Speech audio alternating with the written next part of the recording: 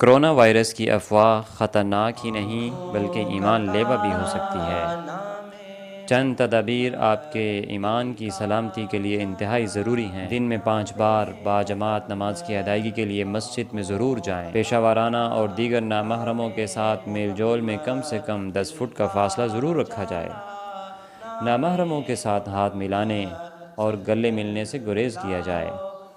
اپنی آنکھ، منہ اور کانوں کو غلط استعمال سے دور رکھا جائے۔ بار بار کلمہ طیبہ، درود شریف، استغفار کا ورد کریں اور تلاوت قرآن اور باقی نیک اعمال کی مقدار کو بڑھا دیں۔ اگر آپ کو کوئی علامات ظاہر ہوں، مثلاً شرک، وسوسے اور شیطانی خیالات آ جائیں، تو توبہ کرتے ہوئے جلدی اللہ کی طرف رجوع کریں اور اللہ سے اپنے گناہوں کی معافی مانگیں، کیونکہ کرونا وائرس کی افواہ اور وبا خطرناک ہی نہیں بلکہ ایمان لیوا بھی ہو سکتی ہے۔ اس میسج کو اپنے تمام دوست احباب تک ضرور پہنچائیں۔